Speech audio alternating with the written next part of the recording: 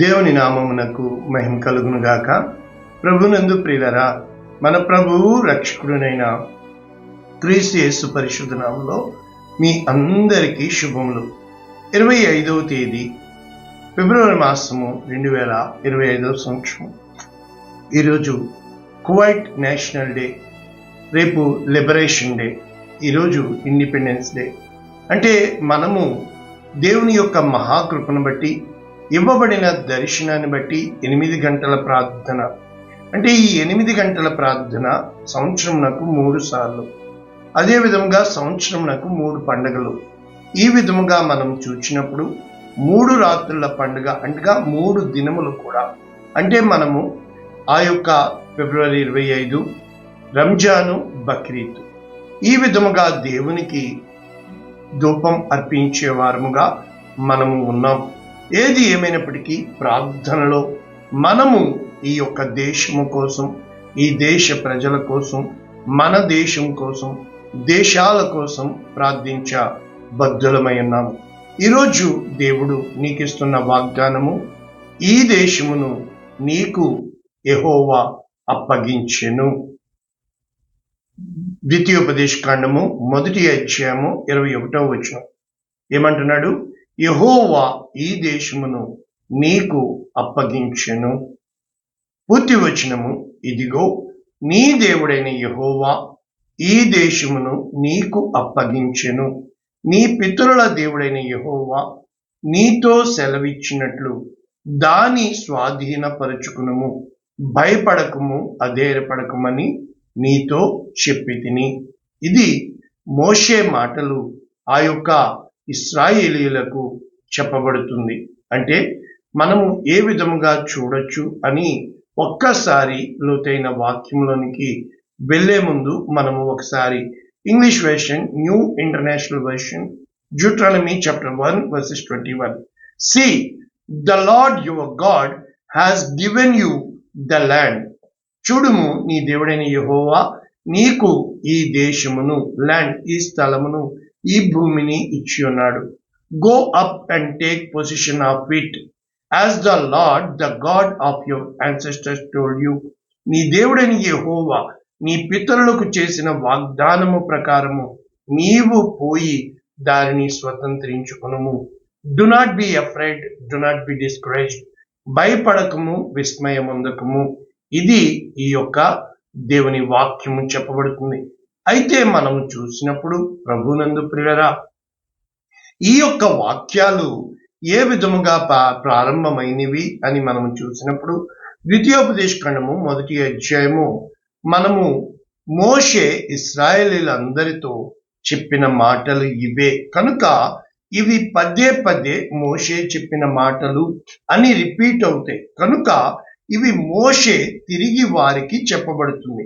కనుక ఆది కాండము మనము అన్నింటికీ కూడా ఆది అయితే, నిర్గమకాండము, లేవియ కాండము, సంఖ్యాకాండము, ఈ 3 కూడా ఆ యొక్క ధర్మశాస్త్రం అయి ఉంటే, ద్వితీయ ఉపదేశ కాండము నీ మధ్య జరిగింది తిరిగి రీవిజన్ చేయడము ద్వితీయ ఉపదేశ కాండము.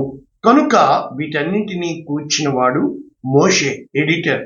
కనుక ప్రభునందు ప్రియులరా, ఈరోజు దేవుడు నీతో చెప్పుతున్న మాట స్వతంత్రించుకునము.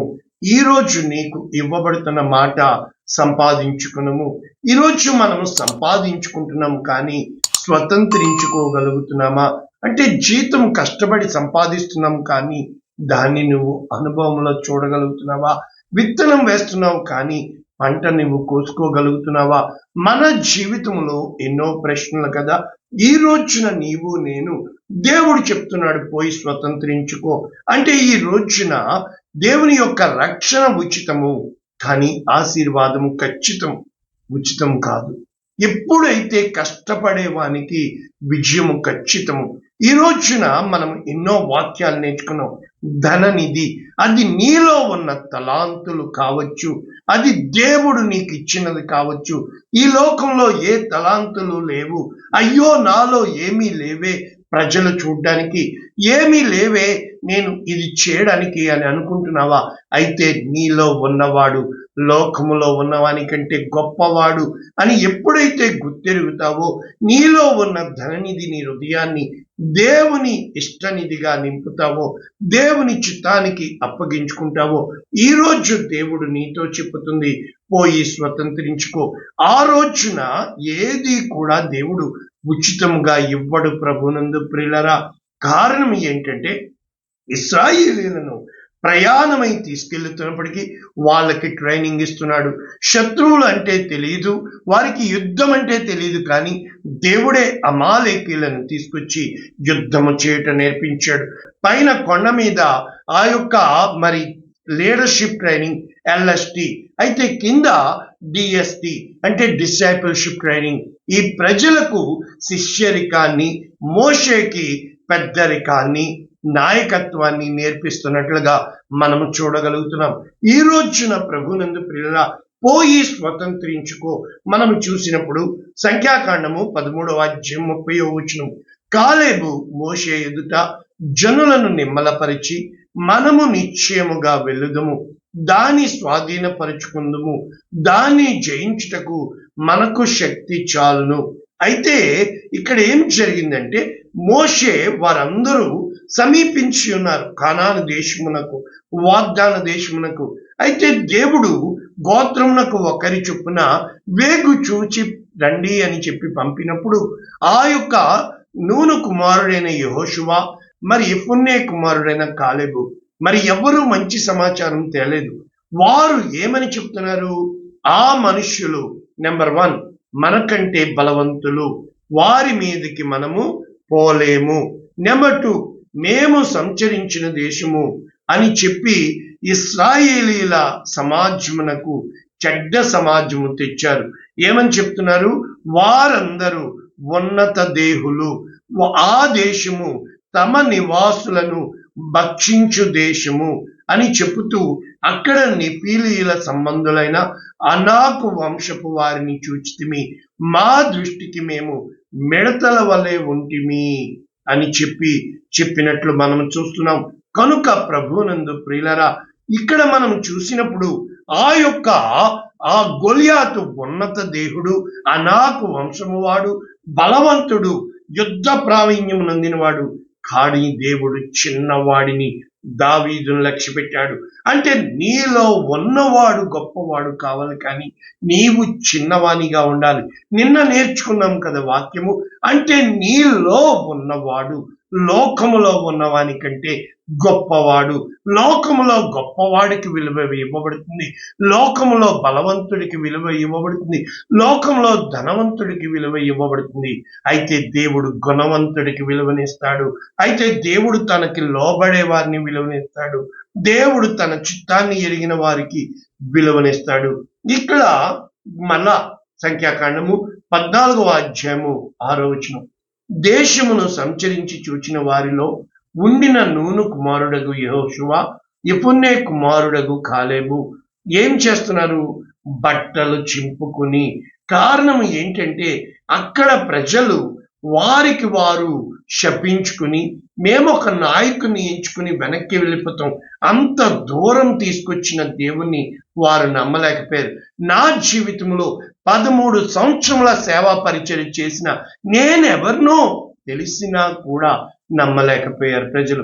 వాగ్దాన దేశము స్వతంత్రించుకోండి ముందు నిజముగా దేవుడు నన్ను పరీక్షించి పుటము వేసినప్పుడు నిజముగా ఆయన నాకు చెప్పి ఉన్నాడు, నేను ఫిల్టర్ చేయబోతున్నాను, తూర్పారబట్టబోతున్నాను, జల్లెడ వేయబోతున్నాను, చేట నా చేతిలో ఉన్నది.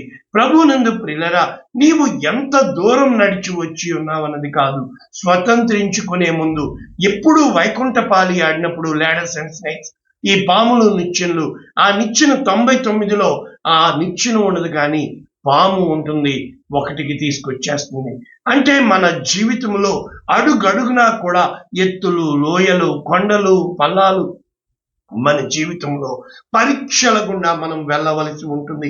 ఇక్కడ సంఖ్యాకాండము 14వ అధ్యాయంలో వీళ్ళు ఏమి చెప్పుతున్నారు అని అంటే, ఇశ్రాయేలుల సర్వ సమాజముతో మనము చూచిన దేశము మిక్కిలి మంచి దేశము, దేవుడు మన యందు ఆనందించిన యెడల ఆ దేశమును మనకిస్తాడు, అది పాలు తేనెలు ప్రవహించు దేశము, మెట్టుకు మీరు యెహోవా మీద తిరగబడకుడి.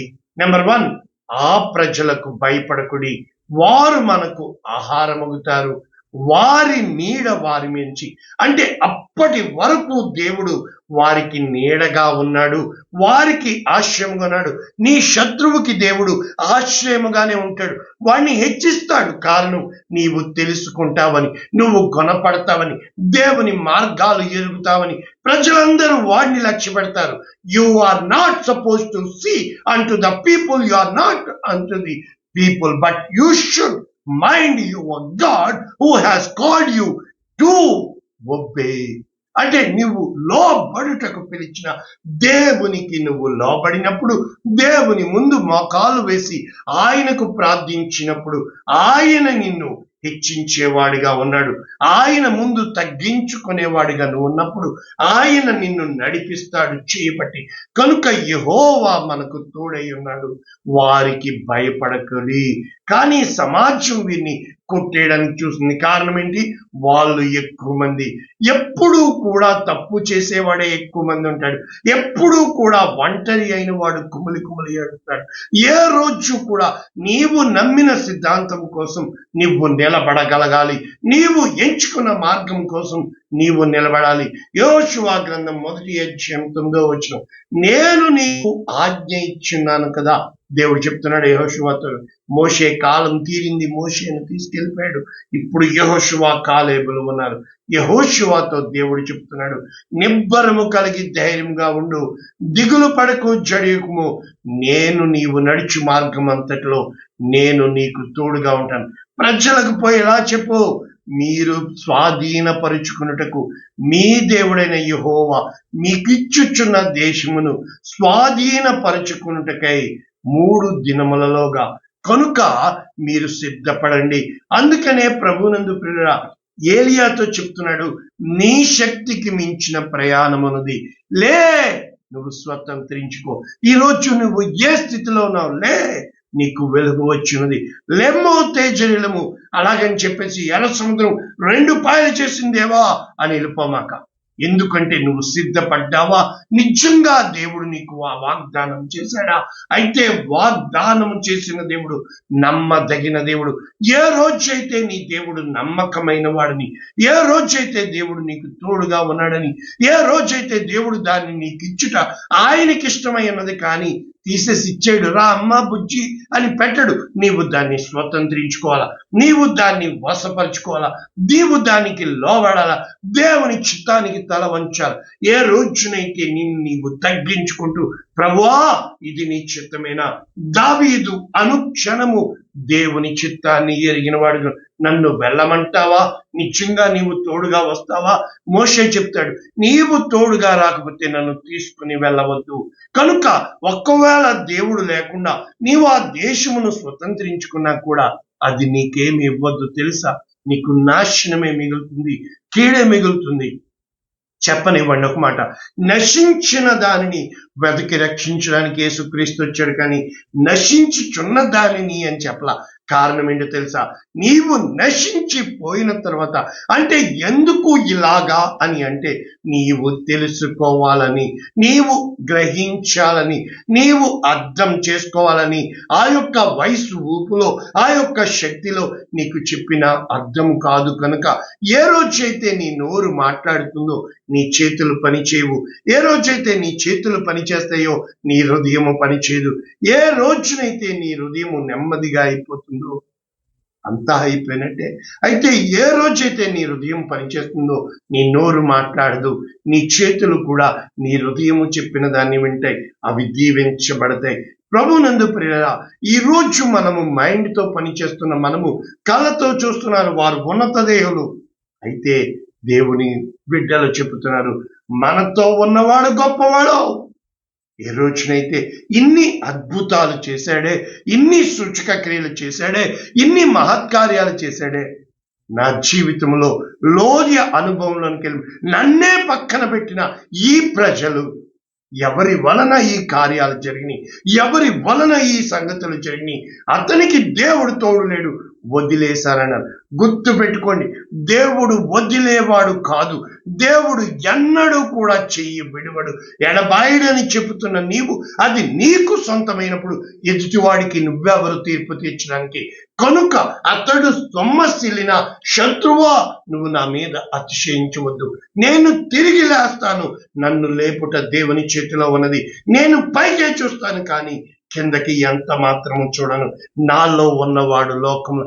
ఏ రోజునైతే నువ్వు ఆ యొక్క స్పోర్టివ్ స్పిరిట్ తో ఉంటావో, ఆ యొక్క రివైవల్ స్పిరిట్ తో ఉంటావో, ఆ యొక్క ఉజ్జీవం నీలో ఉంటుందో, నీకు ముందు అడ్డు వైరు ఎవ్వడు కూడా నీ ఎదుట నిలబడనివ్వడు దేవుడు.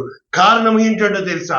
ప్రభువునందు ప్రియులారా, ఈ లోకం నోటితో గెలుస్తుంది, ఈ లోకం శక్తితో గెలుస్తుంది, ఈ లోకం బలముతో గెలుస్తుంది, ఈ లోకం ధనంతో గెలుస్తుంది. శక్తి చేత కాదు, బలము చేత కాదు, నా ఆత్మ ద్వారా ఈ కార్యము చేయగలను. కనుక ఈ రోజు మనం చూస్తున్నాం, మన కళ్ళ ముందు దేశాలు తల్లకిందులైపోతున్నాయి. వారి యొక్క ఫైనాన్షియల్ స్టేటస్ తల్లకిందులైపోతున్న ఈ రోజుల్లో, భయంకరమైన రోగాలు వచ్చేసిన ఈ రోజుల్లో, నువ్వు నిజముగా నీ దేవుడు నీకు ఈ దేశాన్ని ఇవ్వాలి అంటే ఇది బంగారు దేశమే కానీ ఇందులో ఆశీర్వాదం లేదు కదా. నువ్వు ఏ రోజునైతే ప్రార్థించగలవో, నేను ఈ దేశమును నా దేవుని కోసం సంపాదించాలి, ఈ లోకంలో ఈ దేశంలో మసీదులు మందిరాలుగా మారాలి, నా యేసు క్రీస్తు ప్రభువు అన్నవాడు అయిన నా యేసు క్రీస్తు ప్రభువు అందరికీ పైన ఆకాశమందు భూమి మీద పాతాళమందు సర్వాధికారం ఇవ్వబడిన నా యేసు క్రీస్తు ఈ కువాడి దేశమును దీవించును గాక, ఈ ప్రజలను దీవించును గాక, వీరికి రక్షణ మార్గము తెలియపరచును గాక. వీరు నశించిపోవటం నా దేవుని చిత్తము కాదు అని నువ్వు మోకాళ్ళేసి ఉపవాసముండి ప్రార్థన చేసినప్పుడు దేవుని వాక్యం చెప్పింది, మీరు నివసించు దేశమును మీరు దీవించండి, వారి క్షేమం కోసం ప్రార్థన చేయండి.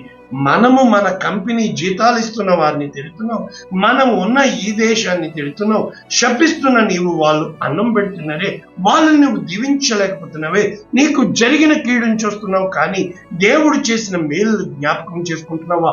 ఏ రోజైతే నువ్వు మేలుడు జ్ఞాపకం చేసుకుని కృతజ్ఞత కలిగి ఉంటావో, కీడు జరిగిందా గుణపాఠం నేర్చుకుని దేవుని వైపు చూసి సరిదిద్దుకుంటావో, దేవుడు ఉన్నాడు అని నమ్ముతున్న నీవు, మరి దేవుడు నీకు తీర్పు తీరుస్తున్నాడని, హెచ్చించువాడు తగ్గించువాడు ఆయనని, నీకు ఆయన ఇచ్చువాడిగా ఉన్నాడని, ఎంత మాత్రము ఆయన తీసుకునేవాడిగా లేడని నువ్వు గ్రహించినప్పుడు, నీవు గుర్తించినప్పుడు, ఆయన వైపు చూచినప్పుడు ఆయన నీకు తోడుగా ఉంటాడు. కనుక ఈ దేశము కోసం ప్రార్థిద్దాం రండి, ఈ యొక్క దేశ ప్రజల కోసం ప్రార్థిద్దాం రండి, వీరికి రక్షణ తెలియలాగా ప్రార్థిద్దాం రండి. మన బిడ్డలు, వారి బిడ్డల్ని చూస్తున్న మన ఖద్దామాలు ఏ రోజున్నా వాళ్ళు ఇచ్చే జీతం కోసం చూస్తున్నారు కానీ ఆ బిడ్డల కోసం మోకరించి ప్రార్థించగలుగుతున్నారా? వారి రక్షణ కోసం ప్రార్థించగలుగుతున్నారా? వారిని స్తుతించగలుగుతున్నారా? మనము ఎప్పుడైతే మన దేశాల కోసం ప్రార్థిస్తామో ఆ దేశాన్ని, ఒక జాన్ నాక్స్ కి స్కాట్లాండ్ ఇచ్చాడు, ఒక జాన్ వెస్లీకి ఇంగ్లాండ్ ఇచ్చాడు, మరి మన దేశాన్ని విలియం కేరీ గారికి ఇచ్చాడు. ఈ రోజున నీకు ఇవ్వడానికి సిద్ధపడుతున్నాడు.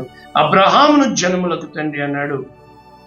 ఈ రోజున అబ్రహాముని తండ్రిగా పెట్టిన దేవుడు నిన్ను పెట్టాలని ఆశపడుతున్నాడు. ప్రార్థన చేద్దాం. పరిశుద్ధుడా, ప్రేమ కలిగిన తండ్రి, విత్తబడిన వాక్యమును దీవించండి, అనేక మందికి ఆశీర్వాదం వచ్చండి.